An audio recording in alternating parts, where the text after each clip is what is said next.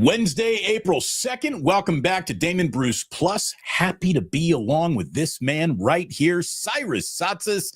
And let me get that Golden Days logo up where it belongs, right next to that head of yours. It is Warriors Weekly. And Cyrus, you cannot find a bigger game that the Warriors have played in their rearview mirror than the one that we saw last night. What a victory for the Warriors. And you really can't preview a bigger game than the one that they got coming up in Los Angeles to wrap up this road trip against the Luka LeBron Lakers. And let's be honest, this is the matchup that I think everybody's been wanting since we saw, Luka and Jimmy Butler come to the West Coast. So it is the perfect day of the week to slide in a little Warriors Weekly. How are you, brother? I'm good, brother. I mean, last night was a rocking show for Golden Days. And again, always a pleasure every Wednesday at 11 a.m. where we do these collaborations, these dual streams with the Deuce Plus and Golden Days. Dude, last night was fun, man. I'm a little tired because, when we do these late night shows, the adrenaline's pumping, impossible to go to bed early. But I'm here. I'm excited. And if you're a member of Dub Nation, life is good, dude, because that was a massive game. That was a war. That's what I call that. The Grizzlies came to play last night. I mean, hell, they literally were bringing figurative weapons to the scene. And we're going to talk about that in just a minute. But, dude, that was like they came to play. So did the Warriors. That was a classic. Cyrus just froze. Wait, what? I'm here. You froze there. I saw Damon freeze. One or the other is gone. There was a There was a burp. We're okay. We're back. We're happy now. We're good. We're good. Woo! I just kept going, man. That's what pros do. They don't let these distractions interrupt the flow of the speech. So, anyways, last night was awesome. Great game. We're going to obviously break that down. Great to see you, Damon. When in doubt, just keep talking. Exactly. That's number one rule in broadcasting.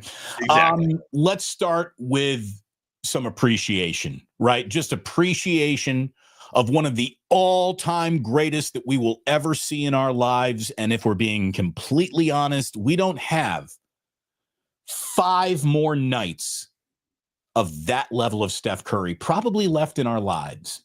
Maybe. Who knows? He is a natural resource that we are running out of in real time. Who knows? Well, I mean, look, let there be 25 more just like that, but there probably aren't going to be. What Steph did last night was notch his 15th career 50-point game. He has about one of those per season over his career. The reason why I like to hit the brakes on just, who knows when. Like, this guy is a wonderment, if that's a word. He's magnificent. And you brought up the 50-plus point games in his career, which is outstanding. It's now second in Warriors franchise history. He surpassed Rick Barry in that category, who had accomplished that feat 14 times, still trailing Wilt Chamberlain, who did it for the Warriors 105 times. But Stephen Curry at second place with 15 is impressive. But the reason why, Damon, I pumped the brakes just a little bit on thinking, is this it, right? I mean, at 37 years old, most athletes at this point in their career are slowing down. Although, the way things are going, I feel like that's become the biggest variable that's changed in our lifetimes covering sports. There used to be an expiration date on these athletes, and now it's like, is there? I mean, it's become so unpredictable. But the Steph part of it, besides the fact that players are playing longer, he's had those 15 50-plus point games. 10 of those 15 came when he was 30 years of age or older. That's a record in the NBA. Michael Jordan did it 6 times for perspective. So what Steph is doing is incredible, and he's doing a lot of it later in his career, which is why I'm not ready to pretend that might be the last time. You might be right. No, I'm not saying it's the last time, but we got a handful of this left. We used to have a pile of this. Now we got about a handful of it left. So let's enjoy it as much as humanly possible. I mean, and what we saw out of Steph was far, far beyond just a scoring output last night. And that's what I kind of wanted to talk about, because the Warriors don't win that game without his 10 rebounds, 8 assists, and 5 steals in the game as well. Correct. And that part is going to be harder to hold on to than the ability to shoot it the minute he gets out of his car on game night. He's always going to be able to hit shots, but to play like that, to have the freedom of movement of that, he is so special. I mean, eventually we're going to run out of Golden Gate Bridge. Nothing is forever. That thing we're going to run out of Golden Gate Bridge one day. Probably not in our lifetime. You're right. We'll run out of Steph Curry one day. You're right. And you're right. In our lifetime. It's such a special thing to watch. And Damon, for those who, again, there's been a big talking point this season that the NBA is in a decline, whether that's, just an ebb and flow that goes with the league in general, or if there's something more to it. But, we don't, who knows how much longer of Stephen Curry we have. Like you said, last night, that was so special. That was one that, 25 years from now, if whatever NBA or classics, whatever, these shows that highlight amazing games, amazing plays from the past, whatever that iteration is 25 years from now, it's a time this game.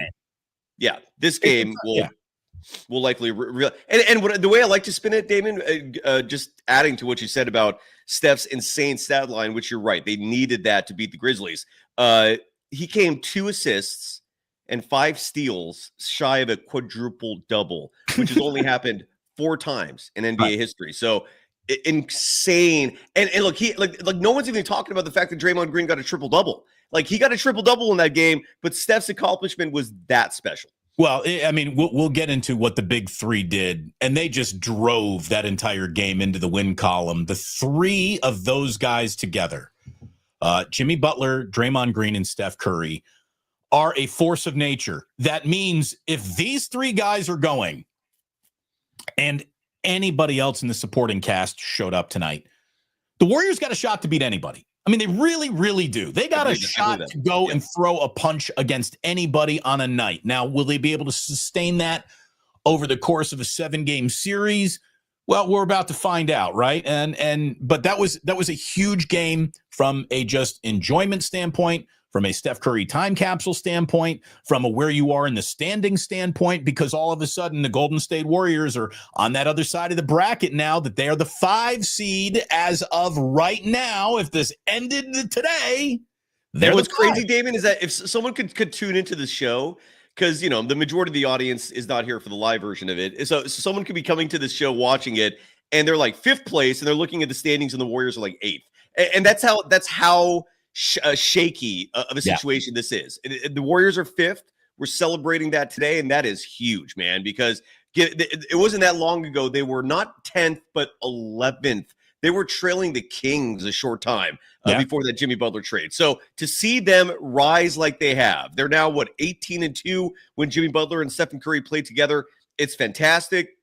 Bring more of it. But you're absolutely right, man. It wasn't like this that long ago. And on the same token, I think only 1 game separates them, the Grizzlies, the Timberwolves, the Clippers. There's a long way to go, man. And the Warriors have some huge games coming up. Big bunch up in that group right there, trying to stay out of the play-in, trying to get out of the play-in. And what a game Minnesota and Denver put on last night, right? Yes. I mean, that was freaking war too. That mattered. Yes, it was. Lots of great basketball happening. I know March is officially over, but that March Madness feeling is still all around us. And for me, it starts in August, dude, but I'm a hoops junkie, Damon. But for me, it's from August through June, and then July is kind of like a what are we doing here month. But did you watch that game, the double OT finale for the Timberwolves to sweep the season series? They own the Nuggets, man. I saw that. And Russell Westbrook just mailing in a terrible final 90 seconds. It was mental mistakes, dude. That was mental. It was really, it really, really was. What do you make of Minnesota owning Denver, man? Like, that is that not just a fascinating aspect of the NBA to you? Like, it makes no sense to me. I feel like that's going to be one of those watch it change dramatically once we get to the postseason. I remember what happened last year, right? Yeah. But I think that Denver will be a better team in the postseason because they've got the best player in the NBA in the middle of their roster, just destroying everything. And there is zero defense that anybody can play to slow down Jokic, much less stop him. You can't even slow this dude down. Unless you double him, which is effective. But they've got a lot of other weapons on that team, and it's hard to double him. But I'm unsure if Kuminga's presence in last night's game helps or hurts the Warriors. Look, man, he is the problem with Kuminga is that 4 years into his career, he still remains basically a raw talent. And he's got an awful lot of raw talent, but the fact that he is not locked in, he doesn't speak, that high basketball IQ that is demanded of everybody who's out on that court. What does that mean to you? Because I don't agree with that assessment at all. I don't think Kuminga has a low IQ when it comes to basketball. I think this is more a case of coaching and him just trying to appease a head coach who's borderline impossible to traded. He'll be traded this summer. He'll be traded this summer. He's clearly not in the circle of love. Well, he is with Lacob. He might not be with Steve Kerr. And again, I have no idea who made the decision for him to sit. Like, again, I'm someone who's associated. I'm synonymous with Jonathan Kuminga because I'm not sitting here on a pedestal yelling, this guy's going to be the next superstar. I'm sitting here on a pedestal yelling, this guy needs minutes because I agree with you. We should not still be wondering what he is in year 4. And that's entirely a minutes thing. That's always been what my case has been for Jonathan Kuminga. You can't figure this kid out. You can't develop him if he's not playing. And last night, with all that said, because I'm synonymous with Jonathan Kuminga, I'm also criticizing him for not playing last night. Durability is a part of the game. Showing up is a part of the game. You do have to show up. I know injuries are out of your control, but at the same time, it's an excuse. Some players tough it out. And the injury for Jonathan Kuminga, the reason why he missed that game was because of a bruised coccyx, your tailbone. The exact same thing that happened to Stephen Curry. There's no long-term ramifications of that. That injury is strictly a pain threshold situation. I don't think he should have been benched in that game. He should have tried and fight his way through that if it is, in fact, a tailbone injury. I told you at media day when he named his dogs Versace and Birkenbag. Well, that's a red flag, dude. That's a red flag. He did that when he was 18, though. I'm not judging people for what they do at 18. You know what I'm saying? Red flag. All right. Any man who's that interested in fashion, red flag. Anyway, okay. So, Damon, I guarantee if we could find some pictures of things you were doing at 18 that you were utterly ashamed of, No, you couldn't. At no really. At no point in time when I was 18 was I so desperate to cloak myself in an image that made me look cool. You didn't have an ear piercing? Never. Oh, I did. So you never tried different. In a single fashion trend in my life, and never will. Right. Well, not all of us are some of us actually evolve and adapt, and we try to figure ourselves out. This is what self-confidence looks like. Again, at 18, if you don't have it yet, I'm not judging. Is all I'm saying. Like he was doing this stuff at 18, 19. If he's doing like the blonde hair. That if you want to criticize, I get it, but it's not good. It's not good. Like keep the main thing, and that guy should have spent 0 time in Versace shopping and all time on a basketball court working on free throws. By the way, but he is doing that, and the free throw attempts. The free throw attempts are where he's sorely missed when he's not playing.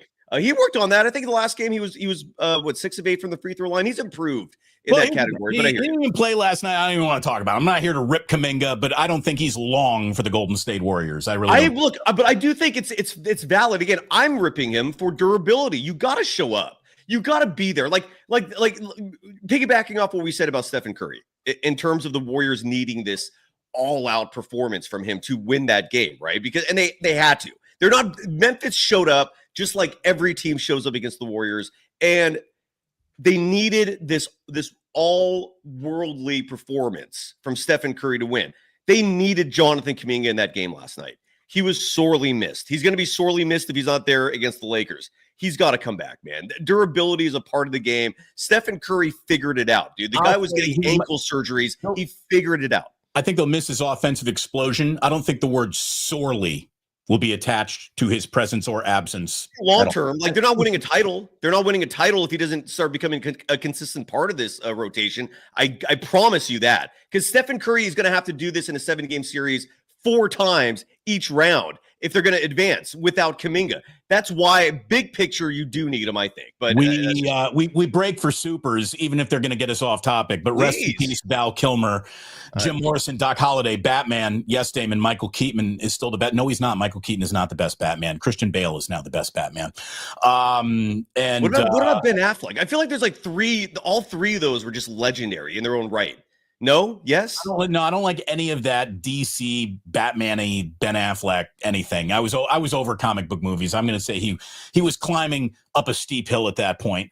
But yeah, look, you can always be my wingman. And look, his handle is Iceman 0072. So yeah, we'll get into so that matters to him big time. You and I were talking in our pre-show meeting. We were going to give Val Kilmer his due today. Are we doing that now? Or are we going to save it for the end? No, we're going to save it for later. We're going to save it for later. What we're going to do right now is pay a few bills around here. By the way, see that shameless promotion right there? You can go ahead and get a mug right now over on the Plus.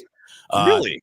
Speaking of shameless promotion, how can people buy a Damon Bruce Plus mug? How? Go to the YouTube page. Okay. Click on it. It's right there. Literally, like you can click on it. Buy Damon Bruce merch. I got a shop. It's open. I'm working on that right now too. I have an individual, Tasha Johnson. Side note, Tasha, stay on my ass and follow up with me because she's waiting on me to sign this contract. I'm doing the same thing. How was your merch store? Is that a successful venture? Because not quite Walmart. Not out of business yet either. But yeah, we've moved. We opened it before the holidays and.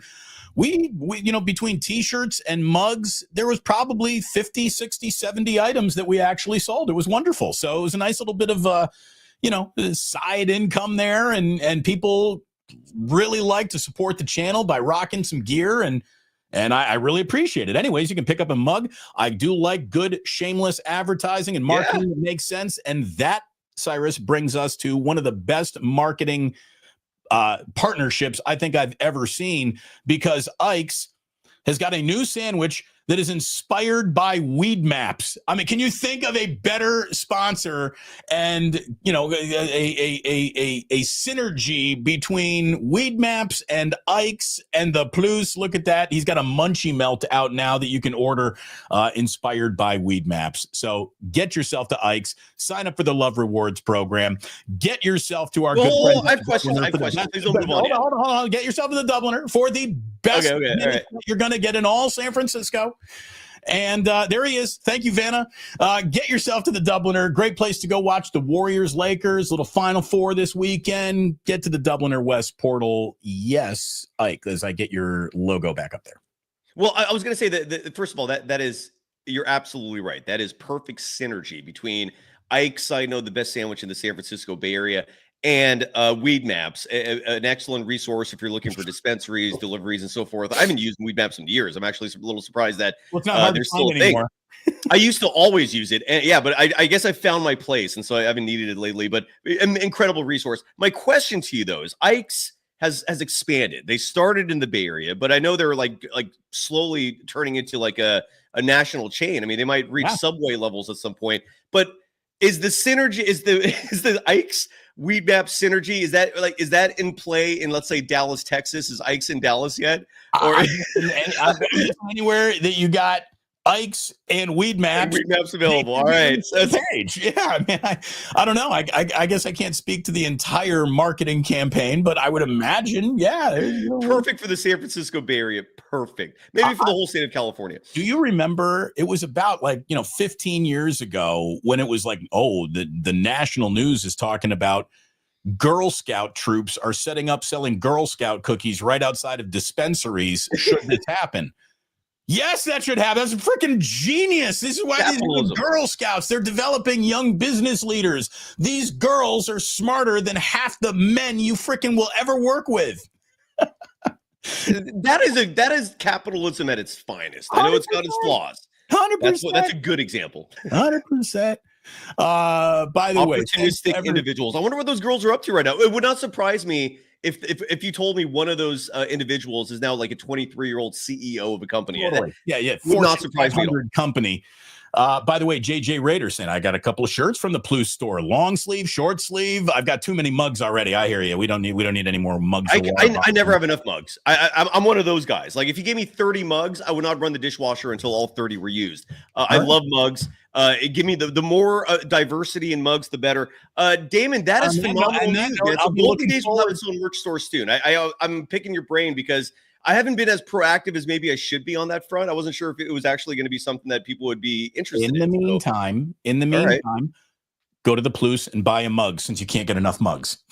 And all you have to do is go to the Damon Bruce Plus YouTube page. So at the homepage of your YouTube channel, you can buy open up your phone right now. Damon Bruce YouTube. Boom. Right. Incredible. Incredible. I love it. Congratulations on that, dude. The mug looks amazing. Thank you very, very much. Ooh, so handsome. What a logo. It is. You know who designed that, by the way? Scott Bennett. Remember him from KNBR? Yes. Scott Bennett designed that. The day I walked into the day I walked into KNBR, Scott Bennett did this. What a great guy. Is that Godzilla? Like, is that you, or is that like a? No, because there's a tail. Is there a tail? You want to know why that works? You cannot copyright a silhouette. Did you know that?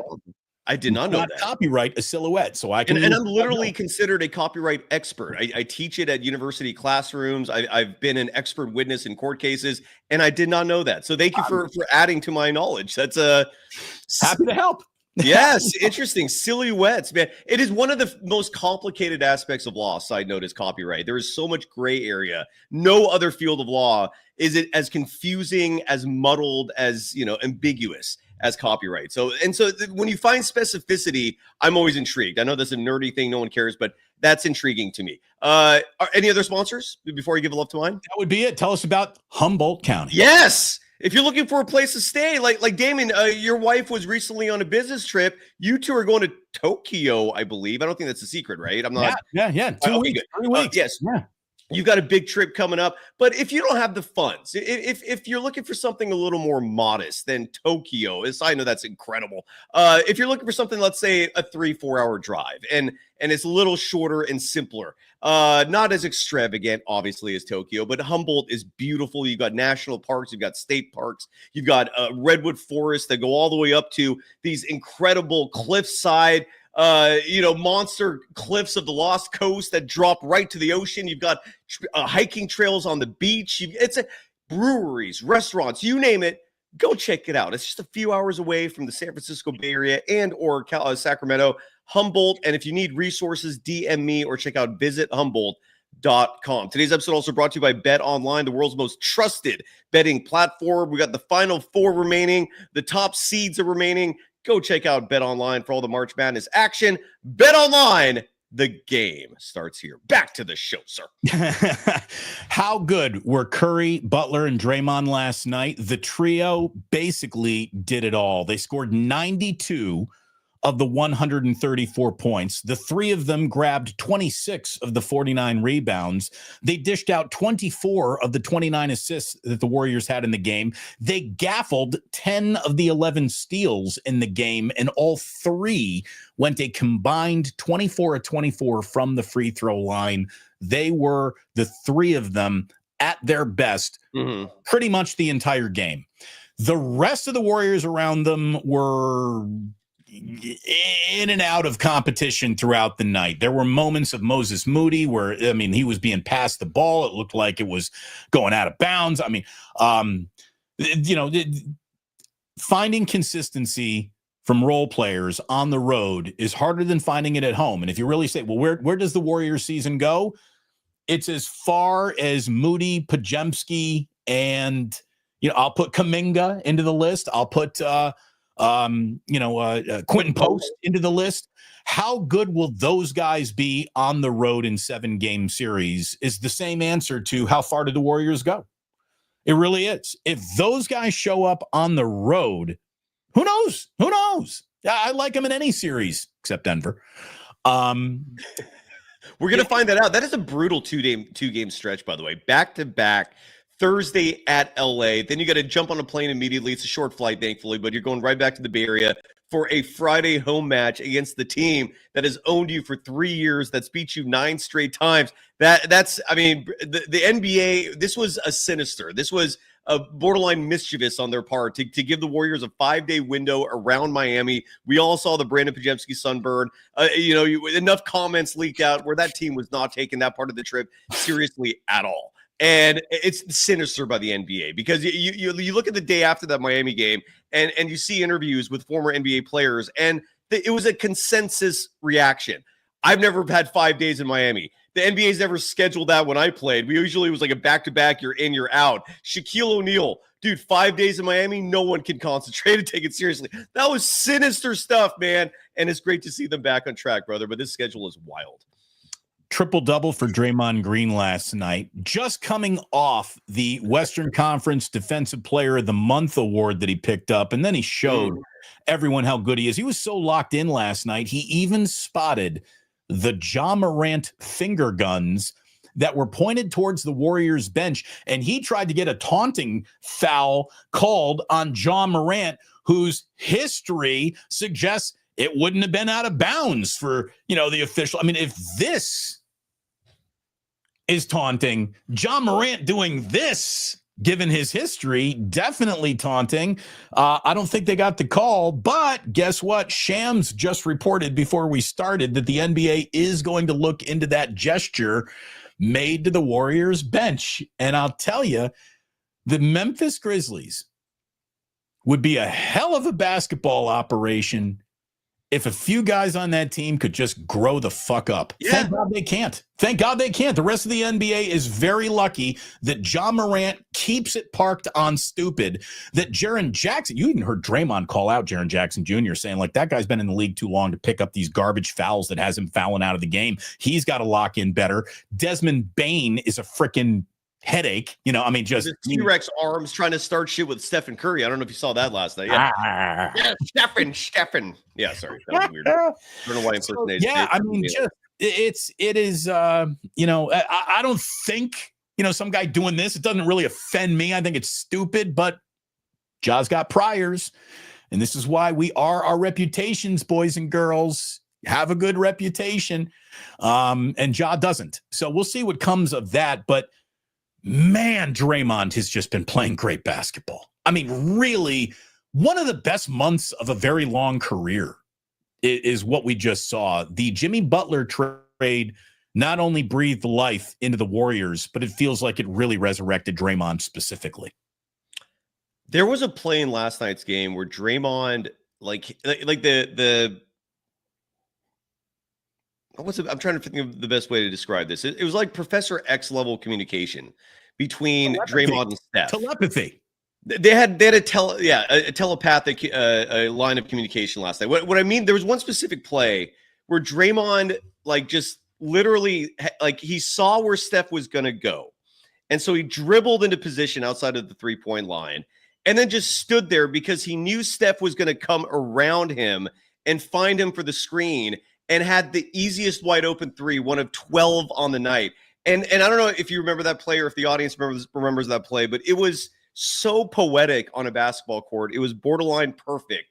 And Draymond Green, I'm glad he won that Defensive Player of the Month award. I hope the NBA does him right and does justice by giving him his second Defensive Player of the Year award, because his resume deserves a lot more than one.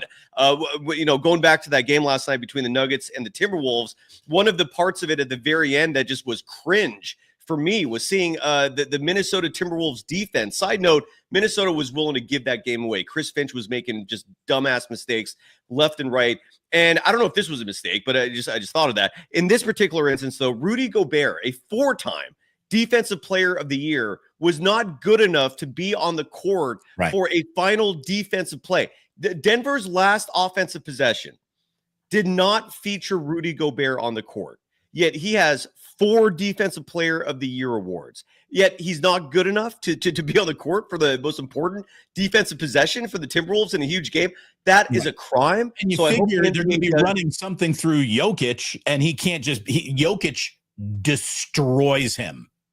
Every time. And so how could that be a 4-time Defensive Player of the Year award winner? That is asinine to me. So I hope Draymond is given justice, gets a second Defensive Player of the Year award, because you talk about Stephen Curry and whether or not we're ever going to see a 50-point game from him again.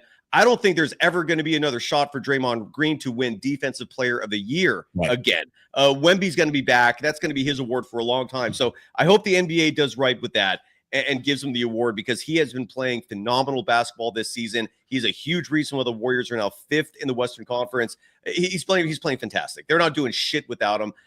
He's been getting a lot of scorn for a few years from Dub Nation. A lot of it rightfully so. Deserve it. I mean, again, he cold-cocked his teammate for everyone to see. And side note, the leaker got away with it, where I don't think we're ever going to find that out until we're maybe super old men and that person's going to reveal themselves. I'm looking forward to that. But anyways, Draymond, it's a redemption tour for him this season. Bravo. And I'm totally with you, brother, when it comes to John Morant, dude. Like, that guy, immature. I don't think immature is even the right word. I think he's just a dipshit. I think he's just an idiot. Like you literally got suspended for how many games was that? Like 40 or 50? It was a huge suspension because of the gun thing. And what do? You do a gun gesture over pretending to look tough. Dude, insane. He just doesn't get it. He does not get it. I was about to literally think, oh wow, he's growing up. He's not dunking the ball as much. He's not risking his body as much. So to make himself available for Memphis more. Side note, how is that working out? He's a spectacular talent, but in between his ears, that guy will never be. He'll never be the leader on a championship team.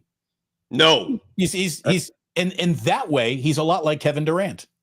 He will never be a leader on a championship team. He might be on a championship team, but he won't lead them there. Anyway, there's my shot at Kevin Durant for the show. That was an interesting one. I don't have a good response to that right now because it's such a fascinating comparison. I think it deserves some thought, but I like that you brought that up, man. That's a good one.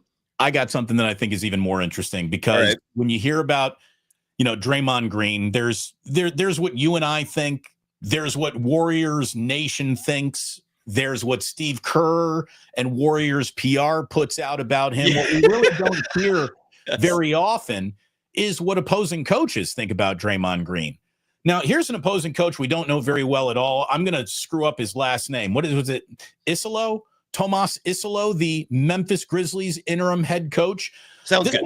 This guy comes from Finland, Norway, Finlandia, one of the countries that Trump is thinking of invading. Anyway, he is not only a guy who's been an NBA coach for a long time, he has been a coach on the global stage as well. And he actually compares Draymond to another basketball player who's got this awesome defensive international reputation, who, because we don't follow international basketball, you might have never even heard this guy. But I thought listening to this about Draymond was really interesting, and I'd like to play it for us right here, right now.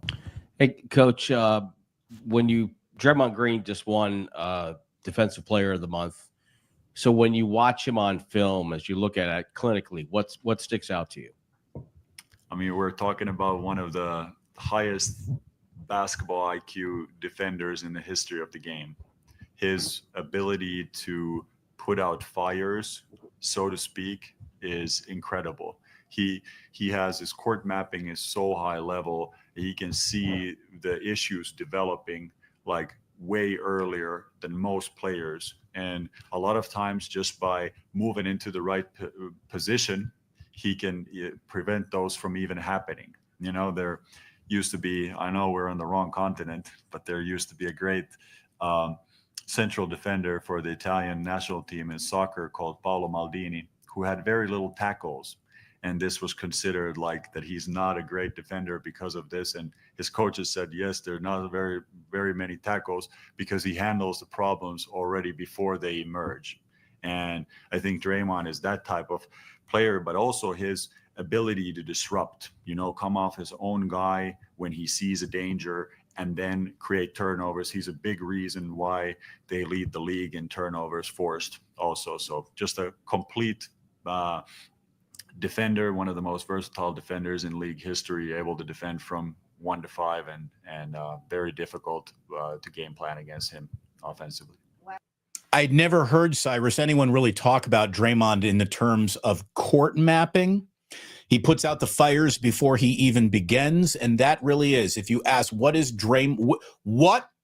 basketball IQ, it is Draymond's anticipation of the play that's about to happen, and he shuts off the faucet before the water even starts to run. So that's maybe why he didn't get that rebound. He didn't get that block. He didn't get that steal, because he shut the play down before any of that could even happen. And for somebody who, again, a lot of the time, I always felt that Draymond is the ultimate litmus test for, do you know basketball? People who know basketball understand Draymond's value intrinsically. People who don't know basketball could easily be fooled because he's not a stat sheet stuffer in any fashion. I thought that was a really interesting explanation, didn't you? Oh, yes. It was a compliment well deserved. I'm curious to know who that Italian guy was.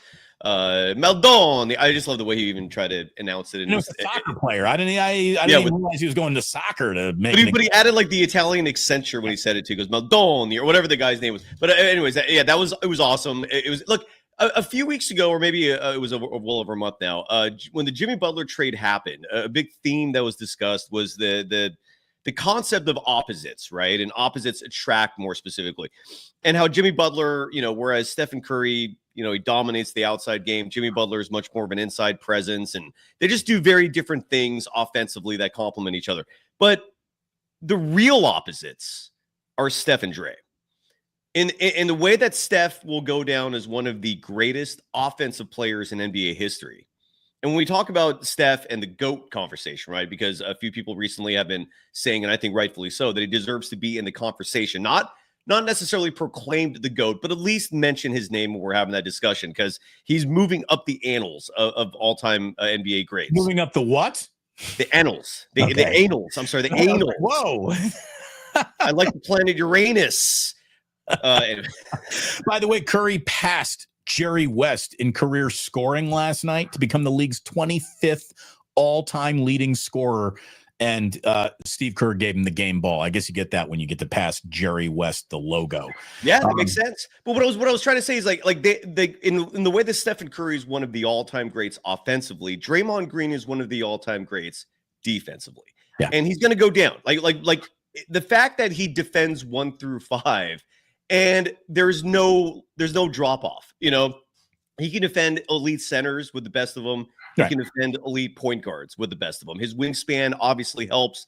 He's the definition, like you said, of basketball IQ. He is to defense what Steph is to offense, and those two complement each other perfectly. And the fact that Draymond Green is a soldier for Stephen Curry is something I will admire forever, because if you recognize and appreciate Stephen Curry's greatness, you also need to appreciate his Robin, who is Draymond Green, the man who's got his back, who sets him up offensively as well with screens and passes. They complement each other perfectly. Yeah. And I hope Draymond Green wins Defensive Player of the Year. Worth noting as well that that attribution, was that Tim Roy who asked the question?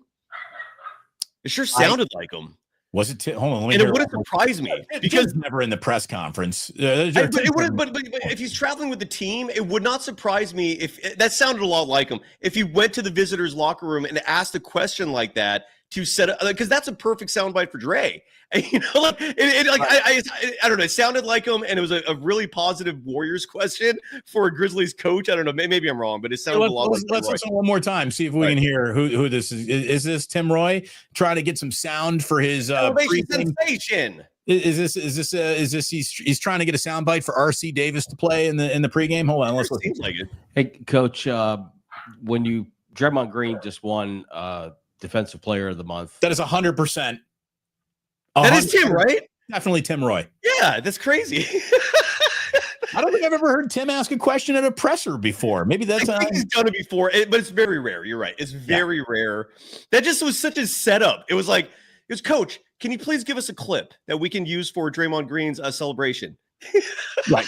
Well, I will tell you, man, there is, we need to classify things to really reach the right way to frame something. And, greatest defensive player of all time. That's I'm not there yet. Mouthful, right? I mean, we got the Dikembe Mutombos, the Hakeem Olajuwons.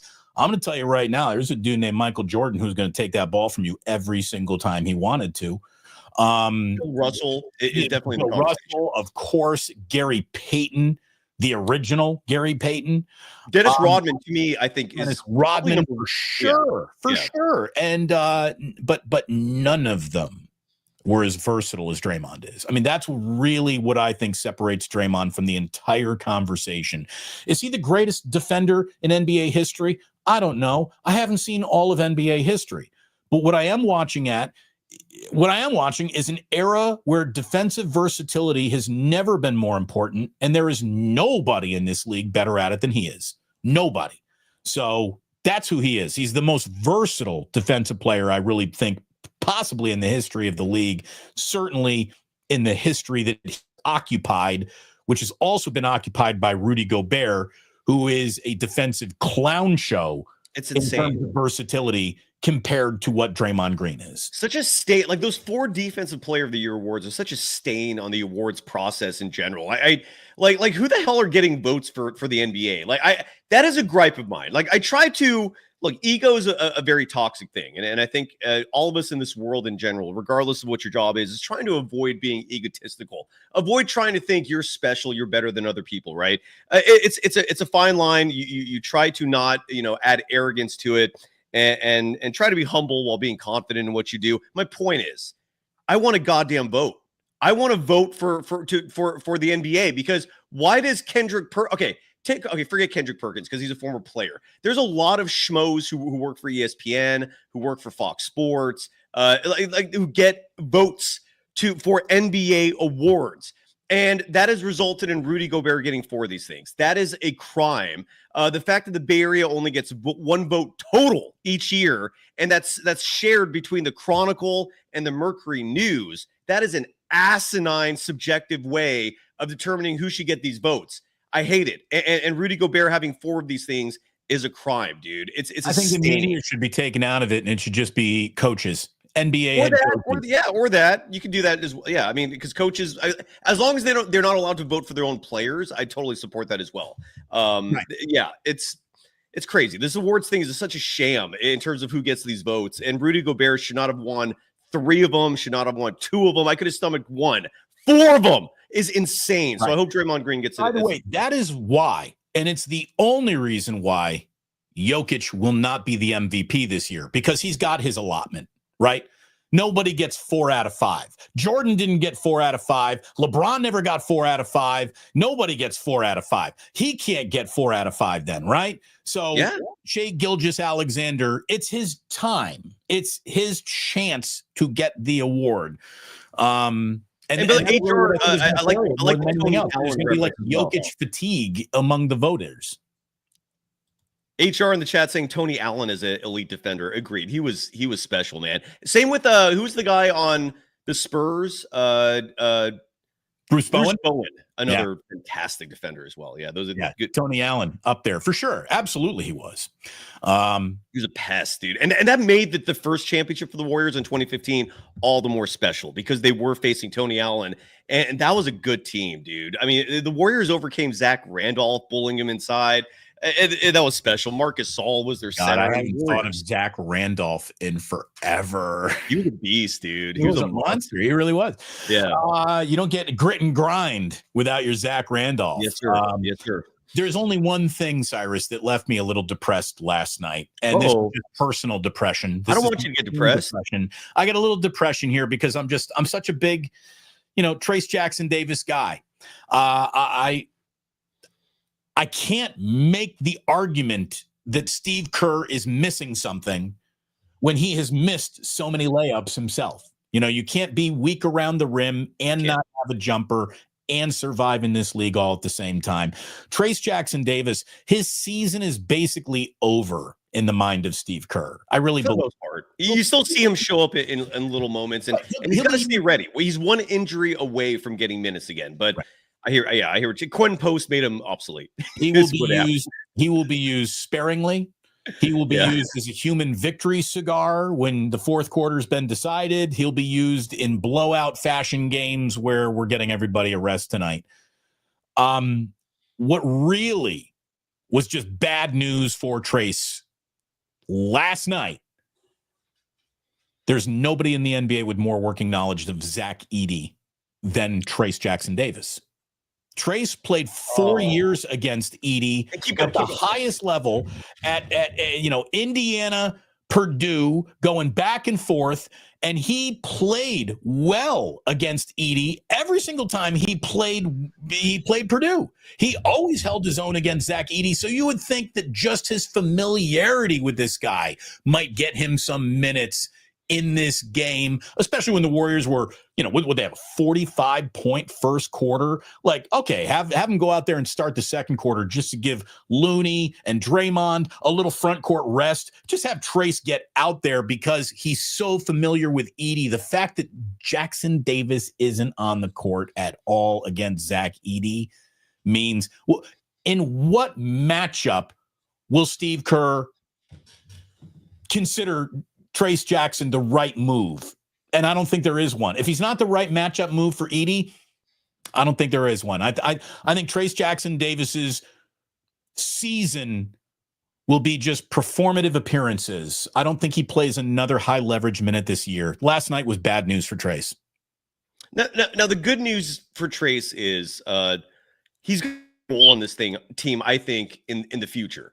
Maybe not as a starting center, but as a backup center. Like, I could see him basically taking over Kevon Looney's role, even though I don't think Kevon Looney's 30 yet. I'm actually going to look that up because I feel like Kevon Looney has been 28 for like 10 years. But my point is, Kevon Looney's making $8 million a year right now. I have no idea what's going to happen in the offseason. I think it's safe to say that the Warriors will not offer Kevon Looney another $8 million deal. He's 29 years old. Oh, he just turned 29.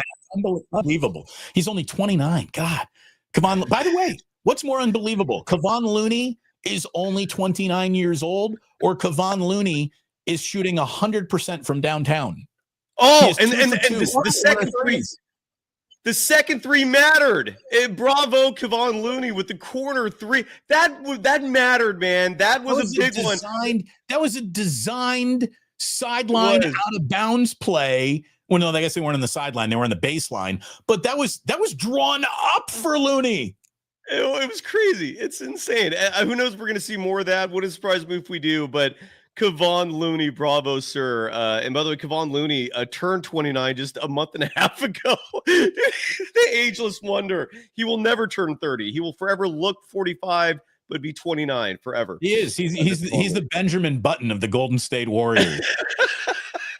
And then on the flip side of that, you have Quentin Post, who I'm still tripping out over, is 25 as a rookie. He's got the Lowry Markkanen history. I think he had to do 2 years of military service for his home country, and then 4 years of college, and that you got a 25-year-old rookie. But yeah, that is pretty crazy. That Kevon Looney and Quentin Post might have gone to high school together. Seriously, it's unbelievable. I mean, Kevon Looney looks older than Joe Lacob. And he's 29. That's incredible. Some guys just don't age well. It sucks. Like what was the guy? Gary Oden. What was his name from Ohio State? The first round pick, the first number one pick. Greg Oden. Oden. Sorry, yeah. Gary Oden.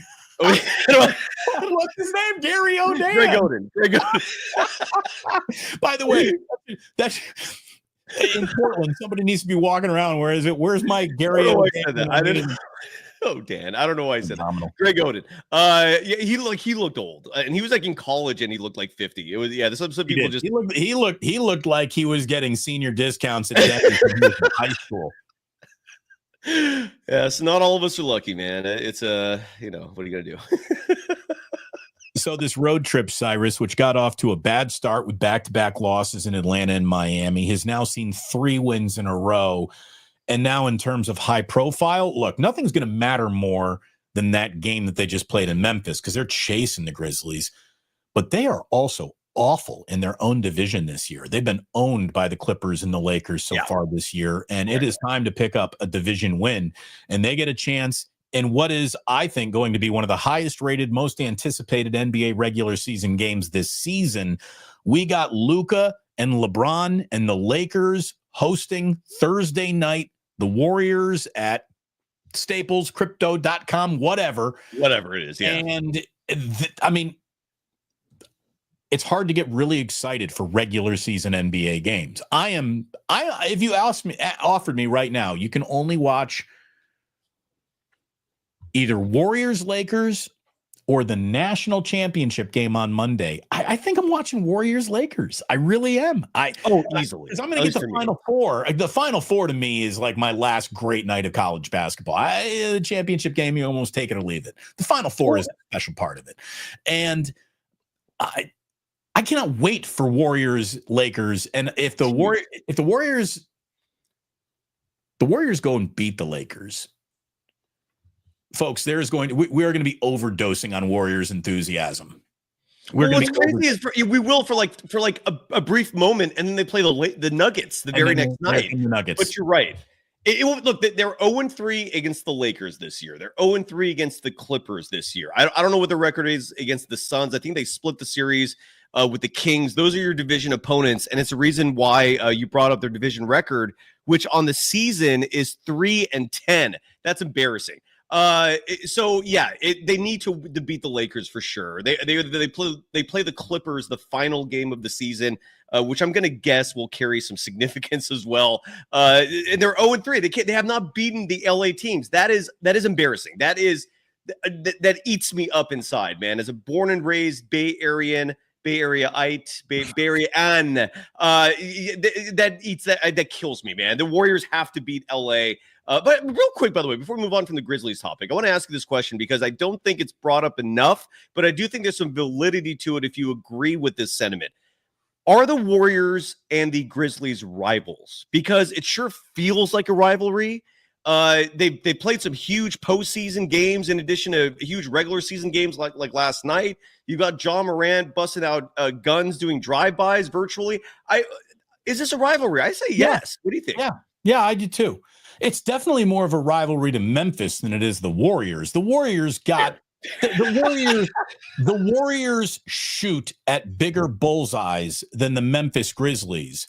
But the Warriors, I think, enjoy beating the Grizzlies more than they do some of the bigger bullseyes that they actually shoot at. There is static. The static has calmed down a little bit because there's no Golden State Warrior who hated the Grizzlies more than Clay. So Clay being subtracted from the series, I think mutes the blood feud a little bit. But yes, they are absolute rivals. And how about this? Who would you even say would be a rival to the Memphis Grizzlies, but for the Golden State Warriors? Who is the Grizzlies' rival without the Warriors? I don't even know if they've got one. So that's fair. And I think back to 2022 because, excuse me, someone was going into the time machine the other day and they were bringing up all these moments from that series. Like, besides Dylan Brooks, literally knocking GP2 out of the series, breaking his hand in the process. Dylan Brooks not being there, I think, took a little luster away from broke the code. He absolutely broke the code. Yes. Oh my God. He's dirty as Steve Kerr said that. I mean, that is the equivalent of Steve Kerr saying, fuck this guy. Yeah, you're right. But this might be a bold take, but I guarantee folks in Memphis feel this way. And I agree with this. The team that scared me the most in the 2022 postseason was not the Celtics. It was the Grizzlies. And that series scared the shit out of me. So when the Warriors got out of that and moved on, that's when I was literally boasting to the world of my program, the Warriors are winning the championship. That was the biggest obstacle to me. And it makes me wonder from a Memphis perspective, if they're thinking back 3 years ago going, we would be champions. Like this entire narrative would be night and day different from what it is now. If the Warriors did not exist, they probably hate the Warriors there. There's no doubt. There is no doubt. By the way, best question in the chat asked by Smiley Dan. Who was Taylor Jenkins rooting for last night? That's a great question. It is. Why? I mean, Cyrus, you've covered the NBA long enough to know that it's never odd to see a coach fired at any time for any reason, unless you're in a playoff position with 8 games remaining in your year. That is a really oddly timed decision by Memphis, and I don't know how they would support it. I mean, it's as hard to explain that decision as it is what Nico Harrison to explain why he traded Luka Doncic. Like this isn't how the league works. What is this? The timing of it was beyond wild. Yeah. There was no surprise to it in terms of the actual decision itself. Look, the fact that the team wiped out Taylor Jenkins' coaching staff and just brought in new people like who were not Taylor's guys, like that's an awful sign for a head coach. Right. It honestly, it surprises me in a lot of ways that he even stayed this year. Like, why do that? Like, why blow out a coach's staff, but keep him? Other than, I guess, contractual reasons, maybe. Maybe the owner didn't want to spend the extra money. I don't know, but it made no sense. And look, the Grizzlies haven't won since that firing. They run a weird offense too, man. Like their offense, for example, they're not big on screens, which is not the norm for the NBA or I think basketball in general. But that's how the Grizzlies work. They like iso ball. They like motion, but the motion does not include screens for each other. Like, don't you think that John Morant and Jaren Jackson Jr. could run a hell of a pick and roll? Yes, they don't do it. Yes. So absolutely, man. Yeah. So they've got a GM who's incredible when it comes to scouting talent. Like their drafts, you look at their draft history, and they overachieve. They find gems in the muddled wilderness that is the NBA draft. By the way, you know where almost that started? With George Odems, or what'd you call Greg Oden? Gary Oden. I don't know why I said that. Gary Oden's high school teammate, Miguel Conley. Michael Conley. Michael Conley was a great Memphis Grizzly for a very, very long time. And he and Oden were high school teammates, by the way. So, interesting. That is interesting. Who would have ever thought that Mike Conley would have the much more significant NBA career than Greg Oden? Coming out of high school, no one would have bet on that. By the way, we always break for a super. Thank you very much, SGA Sports Talk. That's Chardall. That's our boy. That's our guy. Yes. Damon, big fan of you two gentlemen. Chardall, we're a big fan of you. Thank you so much. Yeah, thank you, brother. Huge game tomorrow night. Huge game last night. There is no such thing as the game that doesn't matter in a season where all these games that don't matter are built into the beginning of it. We are through the beginning. We are at the end. Everything matters. And this is just, the Warriors could not be pointed in a better direction than they are right now. They really. Before we, if you're changing subjects, before we do that, I have something for you here. Please go ahead. I'm going to ask you to guess the line for tomorrow night's Warriors-Lakers game. The line is out. I have it courtesy of Bet Online. And what's even crazier, to me at least, is that this line has been in front of me for the last 20 minutes or so. It's already changed. Guess the line. Warriors are getting points, obviously. Well, I'm not giving that away. You got to guess the line. Well, got to be. I mean, it's a home game for the Lakers. Correct. So the Warriors are getting points. I'm going to say it's Warriors getting 4.5. Warriors +1. That's it? That's it. And it was +2 20 minutes ago. Okay. So people are betting on the Warriors in that game. That's kind of fascinating. In case you're wondering if the line veers in one direction, because not everyone is a gambling aficionado, that means a lot of people are betting on one side, and the gamblers are trying to adjust the spread to keep it balanced, because that's how they get their profit. By the way, Barry Ford with his lovely wife, Mary Ford, in Memphis. Barry and Mary from Memphis. Yeah, you got my Grizzlies coaching issues, to say the least. No excuses. Great game. That was just a fun basketball game to be watching, and it had its little heart attack built in for Warriors fans at the very end there. You know, it was one of those, didn't know he could really kind of get up like that. How about that Brandon Pajemski put back rebound that was almost a dunk? I don't know if Brandon Pajemski's got I'm dunking a basketball in him, but he can get up to that rim a little bit.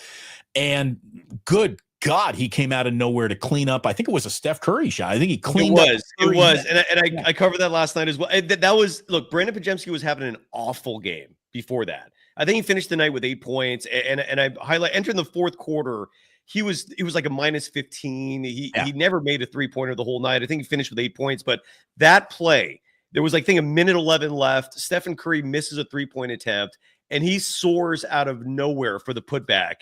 Saved. I think that was when the game ended. I think that sealed it, because the Warriors grew their lead from 3 to 5. And great call. That was a big play. There we go. By the way, we're just getting on the record here from Young West 79. Pods dunks. Okay, Pods dunks. I haven't seen it. I'll believe you, but I don't think I've ever seen it. Have you?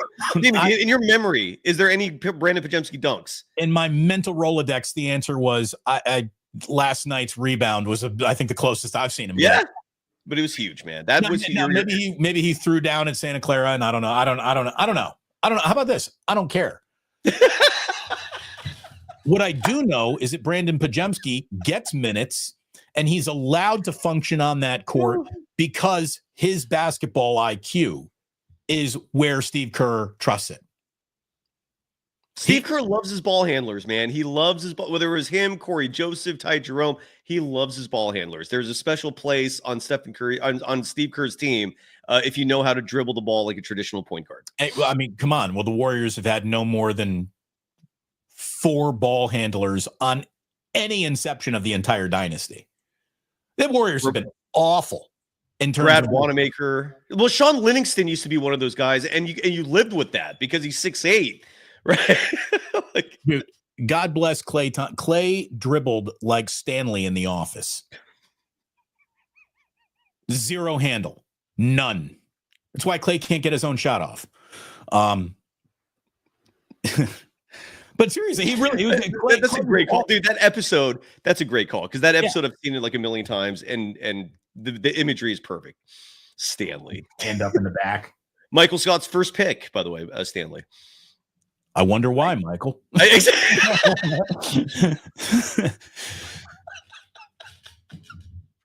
Meanwhile, you got who's the fat guy again? I forget his name. Oh, Kevin. Kevin. The end of that episode is Kevin getting wet from 3-point range. He hits like 6 in a row as the credits are going. Kevin, who was mentally challenged for like 2 episodes, and the head of HR thought he was literally mentally challenged. That show is so good, dude. I could evoke, I think, any scene. Still pretty good. Still pretty good, no doubt. In terms of entertainment, again, the Warriors are just on one right now. I love watching Warriors basketball, and it had been I don't think I've said that until Jimmy got traded to the Warriors this season, but it is really reignited this year. And I'm really looking forward to tomorrow night's game. I don't have anything else on the Warriors, but I do want to talk a little Val.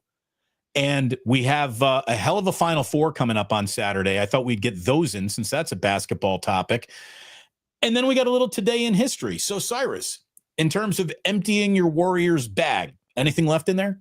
No, I think we've covered everything. All that's left is this huge game tomorrow night. I'm enjoying this, man. I think Dub Nation. I think if you love basketball, you're resting high. You're riding high in your cuckles right now. This is a good one. This is a good feeling. That was a great game. Warriors, Lakers, and look again. I don't know. Some people may understand the logic. Some people may think I'm crazy. I think the Lakers are far less imposing and intimidating than they used to be with Anthony Davis. Like this is this iteration of the Lakers, I think, is one that's suited best for the Warriors to overcome. I'm feeling good about it. I think there's a reason why the line is only Lakers -1.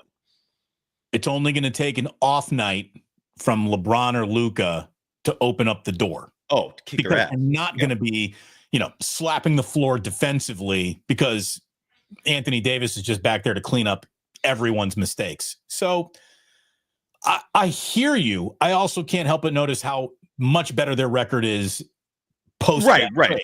So yeah, I hear you. I hear that too. Yeah, but when it comes to what bothers the Golden State Warriors more than anything, it's size. Yeah.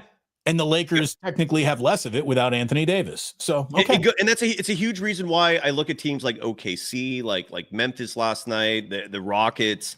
These teams are built for the Warriors to beat. They're emulating a style the Warriors created and mastered.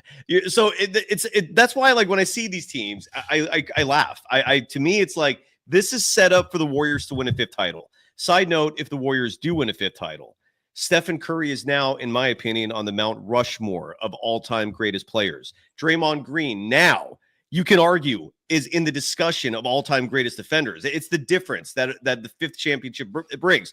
The legacy discussions are night and day between what the Warriors are now and what happens if they win a 5th championship. I'm not criticizing Steve Kerr anymore if they win a 5th championship. The stakes are high, brother.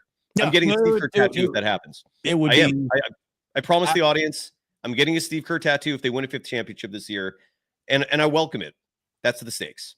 I don't think you're going to be sitting down at a tattoo shop. I don't. The Warriors are still, they're a lot better. They're a lot more entertaining. They're a lot more satisfying, but they're still, I think, tragically flawed when it comes to what you're going to need to win a title this year. I don't know if they take a game off Denver.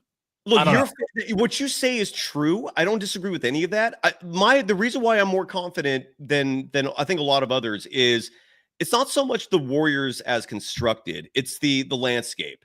It's who they have to beat. And you're right. If the Warriors face the Nuggets in the postseason, I'm not feeling good about that. But I'm also looking at a potential scenario where you don't have to see the Nuggets at all, and you might have a 3-round scenario where it's, let's say, Memphis, Thunder, and then whoever is in that 3rd round, and you hope it's not Denver.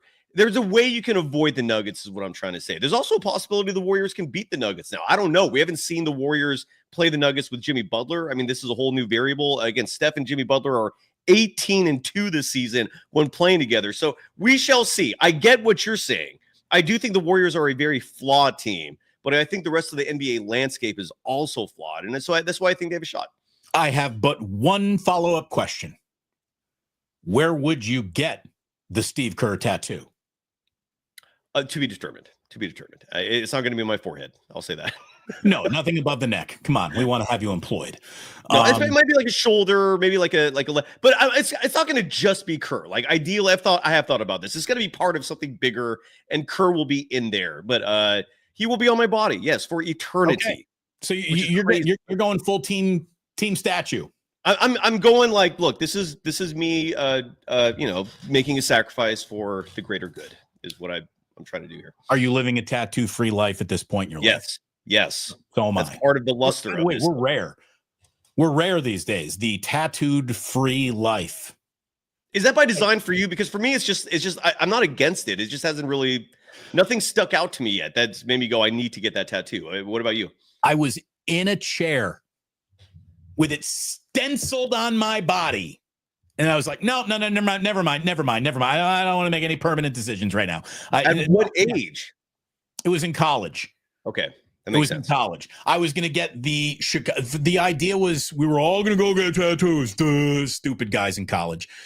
And I was going to get like the Chicago Bears C on my shoulder. And that would have been cool. And then then everyone was like, well, we're all at IU, so why don't we get the IU? And I'm like,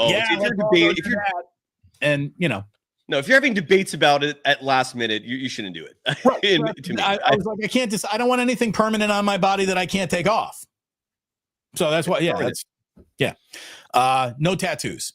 But I'm going to get at least one. My former dog, Dr. Indiana Jones, rest in peace.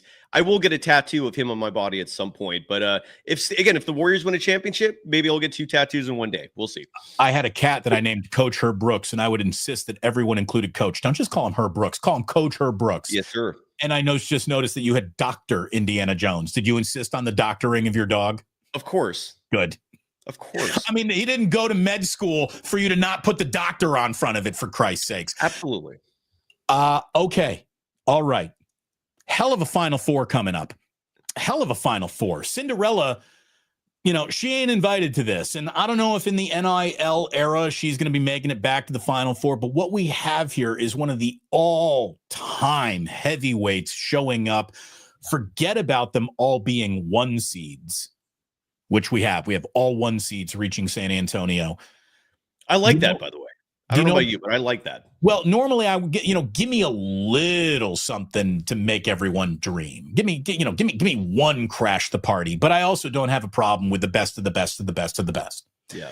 And this really is a spectacular Final Four. Do you know what Ken Palm is? Ken Palm ratings, everyone. This is getting really into the nerdy evaluation of it. I don't know. I've never heard of that in my life. Ken Pomeroy was this statistician who came up with the right way to measure and rank like all 336 college teams. He takes in offensive efficiency, defensive efficiency, strength of schedule, pace of play, everything that a dork can put into an equation to evaluate how good at basketball you are, this guy came up with. And the Ken Palm rating is such a sacrosanct, people believe in it rating that it plays a big role for the selection Sunday. You know, the people who see this tournament use the Ken Palm rating. It is important. It does speak to how good you are, how efficient you are. Okay. So anyways, the number one Ken Palm team of all time, and he's been measuring this out since the early 90s. So it doesn't include like all those great UCLA teams or anything like that. This is all, you know, this was an early 90s discovery. Anyways, the number one Ken Palm team of all time was the Duke team that was stunned by Seton Hall up in Seattle. That was the PJ Carlissimo taking Seton Hall to the championship game where they would lose to Michigan and Glenn Rice. Anyway, this is pre-Warriors. This is pre-Warriors, right? Yeah. Oh, very much so. This is a long time ago. So, but that, by the way, so that team got upset by Seton Hall, but that was Leitner, Danny Ferry, former Utah Jazz coach Quinn Snyder was on that Duke team, and that is one of the greatest Ken Palm measurements of all time. Interesting. Okay. In this Final Four, 4 of the 10 best Ken Palm teams are in the Final Four. All-time Ken Palm teams, the 2nd, the 6th, the 8th, and the 10th teams all time in Ken Palm ratings are in San Antonio. That is Duke, Houston, Florida, and Auburn. So we got really good teams showing up. We also have a clash of generations in terms of coaches. You got 2 older guys in their 60s in Kelvin Sampson and Bruce Pearl. And then you got the young John Shire and the young Todd Golden, who, before he was at Florida, in case anyone needs a local tie-in, Todd Golden coached the USF Dons on the Hilltop before they hired, Chris Gerlifson, their current head coach. They had to fill the departure of Todd Golden. So there is a Bay Area tie in this Final Four, and it should be a hell of a Final Four. It should be a hell of a Final Four. Give me 2 barn burner games, then give me a good national championship on Monday night, and I'll be a happy boy at the end of this season. When are the Final Four? When are those semis being played? Well, they usually start around about 4:00 West. What day? I'm sorry. Saturday. The Final Four is on Saturday. Okay, Saturday set. All right. Yeah. All right. I'm pumped. Good stuff. Anyways, what's your take on Cooper Flagg? Because I think he's gonna earn that number 1 pick gravitas, if you will. Like he's gonna live up to this to the hype. I think he's legit, dude. That guy, that kid can play. And again, what is the difference between him and other guys that we identify as? Yeah, that guy's a player. He's got skill. He's got size. He's got speed. He's got power. Cooper Flagg wants to fucking crush you. He is a dog, dude. Cooper Flagg is out there looking to dunk it on your mother's forehead. I mean, he's got a nasty with a capital N in him. And that's why he went and kicked some serious ass against Team USA in their Olympic warm-up, right? You know, I mean, this kid can play. Yeah. No doubt about it. I don't like Duke. I don't like him, but holy shit, there's no denying what that guy is. He is a badass. He is going to be a can't miss number 1 overall, without a doubt. Whoever gets him, look at it this way: if you're Duke, you should be putting together a $10 million package for him in NIL to come back next year. Well, and look, and I'm glad you brought that up because it made me think: like, are there any teams out there that Cooper Flagg's looking at and going, I'm going to play another year at Duke? You know, like, I don't know if he has that option, by the way. I don't know if he has the choice to go, ooh, they have the number 1 pick. Yeah, I'm going to go back. Absolutely. Are there any teams that stick out to you that would make Cooper Flagg go, I'm going to play college another season? Like, is there any scenario? Who would you not? We'll look at it this way. Let me get out my NBA standings real quick. Let's talk about who's out there. Who would you definitely not want to be drafted by? Let's just start. Okay, you know what? By the way, ding, ding, ding, ding, ding, ding, ding, ding, ding. I got my answer. You got a winner. Who wants to be a Washington Wizard? Nobody. Yeah, I think no. The only reason why I feel like that may or may not be an obvious answer, because on paper it looks obvious, but I don't know if it's as clear as it sounds, because Cooper Flagg is now a North Carolina product, and that's not that far away from Washington. A huge reason why Jordan played for the Wizards is because of that North Carolina Atlantic connection.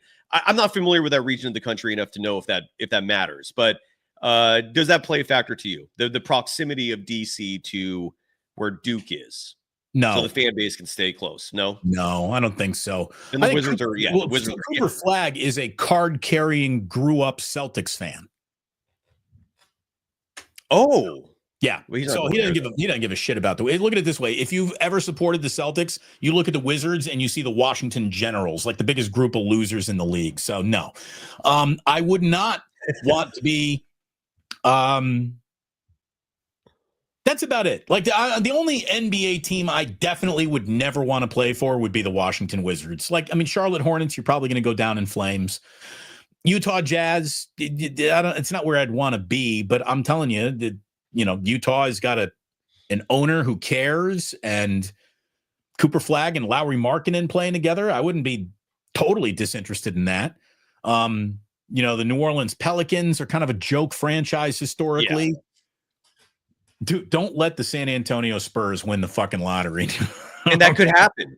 There's a few teams I look at that where they could win the lottery, and you're suddenly going, Jesus Christ, like, are you serious? And the San Antonio Spurs, as psychotic as that sounds, could win the draft lottery and get Cooper Flagg alongside Victor Wembanyama. That sickens me, but that is a possibility. Could happen. Yeah. Anyway, he could also go to Philadelphia, which is kind of a weird one too. If he ends up there, like he's suddenly alongside Joel Embiid next year, that would be. I'd be intrigued. If I'm Cooper Flagg, what would instantly happen. Cooper Flagg would walk in there day one. He'd look at Joel Embiid, and he would say, "I'm the captain now, you." Ooh, bitch. I like that. I like that. Cooper Flagg ain't coming up to be anybody's Robin. I like that. So Joel Embiid, you take a back seat, and what I'm going to do is I'm going to score from everywhere on the court, while you're going to have your entire career dependent on getting to the free throw line, which doesn't happen in the postseason like it happens in the regular season, which is why you are a false prophet. Cooper Flagg's the truth. Yeah, I'm all. By the way, I want to give some respect, or maybe appreciation, and a huge thanks to Curry, Butler, Green, Pods, IQ King, saying that they're just giving us hugs, and I sincerely thank you. Simon, hugs. Oh, we did. Yeah. Big hugs. Curry, Butler. I remember I was once traveling to one of my favorite cities in the world, Vancouver, British Columbia. Beautiful city, strong, highly recommended if you've never been. And I know this is a random thing to say, but there was I was walking downtown, and these individuals were just giving out free hugs. And it was such a little minor, subtle thing in life that had such a profound effect. Like, everyone felt better afterwards. I still think about it. I'm like, this stranger just giving hugs out. This was pre-COVID, so who knows if people are still doing things like these now. But a hug can go a long way is what I'm trying to say. Thank you. Give Cyrus a hug. I'm giving you a hug right now, man. And then Simon 2 in the chat also brought up something really interesting. Sorry, I forgot. I didn't write down the time that he said it, but is at 12:15 p.m. Okay, let me scroll back, see if I can find him here. Yeah, and it's not a big deal if you don't. But he wrote. I just love what he wrote, which is that Jimmy Butler, who's always been one of this individual's favorite players. Side note, also has always been one of my favorite players, which is why I'm ecstatic that he's part of the Warriors now. But Simon 2 writes that Jimmy Butler was battling LeBron James going back to his Chicago Bulls days. And I'm very intrigued about the Jimmy versus LeBron matchup. I can't wait to see it. I don't have a good memory of those two battling it out. Do you? Because I'm intrigued. I know when I start flipping around my mental Rolodex with each other. Memories. I don't have like Jimmy Butler v LeBron. I mean, I'm sure it's obviously happened. I'm sure too, but it's they've managed to avoid each other. I think for the most. I know they played each other in the 2020 NBA Finals, but that Heat team was so thin compared to the Lakers. It was such a one-sided affair. No one even expected Miami to go to the finals in the bubble. So they do have that series against each other, but. Jimmy also had no help. Like he did not have a Stephen Curry and Draymond Green to get his back like he does now. So I'm fascinated. I really am. Val Kilmer passed away last night. What's the first role you thought of? Good question. Probably, I know this sounds weird, but probably Batman first. Just because even though a lot of people criticized his performance in the Joel Schumacher version, this was the first. Look at it this way: the gayest of all Batmans. I'm not far and away. It's the only Batman suit that came with nipples. Well, I think the George Clooney one, if we're going to talk about an effeminate costume and set design, I would give the second one with George Clooney of those two Schumacher movies as the more flamboyant. Joel Schumacher ruined that franchise. Yeah, he was not good. He was not for Joel Schumacher's. We don't get Kevin Nolan or Chris Nolan thinking I got to come and save this shit. Good point. That's a good point. And that is the adverse reaction to that, right? The effect, the cause and effect is a bad director ended up turning out a Christopher Nolan. You agreed. But anyways, so I thought of it was Batman and then Iceman. Those were my first two. But he's been in so many incredible films that you and I both grew up on, man. Like this is crazy. This is sad. It sucks. It's one of those careers that you almost didn't appreciate in real time, but you look back at it now that you're kind of looking at it and you're like, holy shit.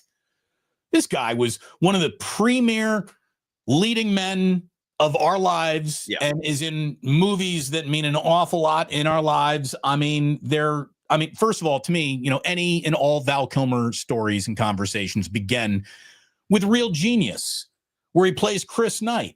And he's unbelievable. I mean, it's a tour de force performance where, I watched that movie probably when I was I'm 11 years old. And I'm like, I want to go to college. This looks awesome. And it's a real funny movie, too. It's like a legitimate comedy. The guy who played Uncle Rico in Napoleon Dynamite, I forgot his character's name in that film. Laszlo, was it?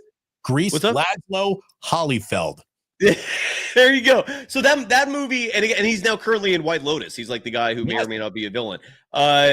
Great actor and great series. And yeah, so Top Secret was another good one. He started in comedy, as weird as that may sound. Yeah. And then Willow was, dude, like I can't, like, just off the top of my head, Willow was fantastic. Like I loved that film. I know that wasn't for everyone. I loved it. Someone in the chat brought up The Saint. That was like one of his later films. I also loved. I thought that was a great. So The Saint is one of the greatest, worst movies of all time. The Saint is terrible. The entire premise of it's written to be a terrible movie. Elizabeth Shue invented cold fusion. Okay. All right. Sure. The only reason why that movie works is because Val Kilmer saves the whole thing. In every scene, Val Kilmer makes this absurd, poorly written movie work. That's how good he is. That's why The Saint is a terrible movie, yet a very good movie because Val Kilmer saved the entire thing. Nick Rivers from Top Secret. He played, obviously, Chris Knight from Real Genius. Doc Holliday from Tombstone is one of his more revered and epic performances. Dieter von Kuntz from MacGruber, if you don't mind me saying. This dude was in fucking Heat. That might have been my favorite movie of his. And look, and there's a lot of great movies in there.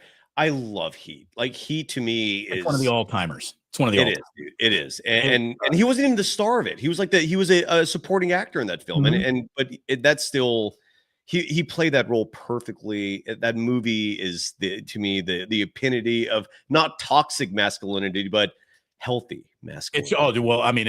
It's all dude. It's just don't just the shootout, the bank robbery scene and the shootout in the street is incredible. To me, Top Gun was the least of it. Fair. I know that Iceman put him, put him in our consciousness like no other role he had, and where he bites and the thing in again, Top Gun drifts into this is a little gay. Did you ever hear the Quentin Tarantino Top Gun? No. What did he say? Oh God, let me see if I can. What was he making fun of the volleyball scene? Is that why Let me see if I can bring it up. But but the one, I don't know if you mentioned this. Sorry, I mean, like, I think something in my eye. Sorry, it's bugging me. Right. But it's I'm not crying because of Val Kilmer, even though that is sad. But the Doors, where he played Jim Morrison. I mean, when I was in college, I think we watched the movie like he was incredible. Did you know that he didn't? Oh, he sang the whole thing. Correct. That's not Jim Morrison's voice. That's Val actually Val Kilmer. Yeah. Yeah. Okay, but since you've never seen this, I got to play this for Quentin Tarantino. I sure hope that this doesn't get us like copyrighted or anything. We can edit it out if worse comes to worse, but hopefully not. Hold on.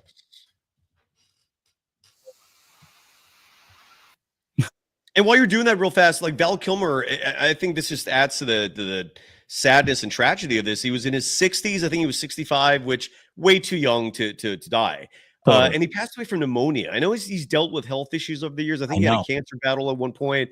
But for it's just pneumonia. That means he was probably dealing with other shit too, because pneumonia should not take you out on its own. If you're 65 years of age, he was probably fighting other things. How did Ricky Henderson die of pneumonia? How does anybody die of pneumonia in the Bay Area? How do rich people die of pneumonia? Like that is crazy, right?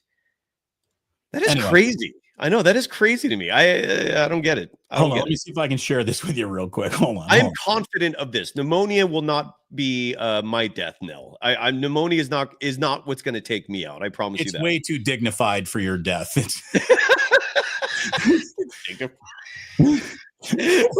What do you envision? I'm gonna like fall in a clown's gonna murder me out of the blue. Yeah. All right, hold on. Okay, so let me just share this. And so by the way, Quentin Tarantino put this in a movie and he thought it through, right? This is the Quentin Tarantino Top Gun theory about the movie and what it's really about. If this offends you, I don't care. Here we go. And you got Iceman and all his crew. Right. They're gay. And they represent the gay man. Right. All right. And they're saying, go the gay way. He goes to her house, right? All right. It looks like they're gonna have sex. They don't have sex. He gets on the motorcycle, drives away. She's like, what the fuck? Next scene you see her. She's in the elevator. She is dressed like a guy. She's got the cap on. She's got the aviator glasses. She's wearing the same jacket. So I got to bring him back. I got to bring him back from the gay way. So I'm going to do that through subterfuge. I'm going to dress like a man. But the real ending of the movie is when they fight the MiGs at the end. And they're beating the Russians. The gays are beating the Russians, all right? And it's over, and they fucking land. They're all hugging and kissing and happy with each other. And Ice comes up to Maverick, and he says, man, you can ride my tail anytime. And what does Maverick say? Maverick, you can ride my tail. What is that from? Is that not an interview? Like, what is that? Is that a movie? I don't know where that came from the Quentin Tarantino filmography. My guess is that is a deleted scene from Pulp Fiction, if I had to guess, because he looks like he's wearing the robe that he wore in Pulp Fiction. That is funny as F, though. He has a point. A point. There is a point there. There is a point.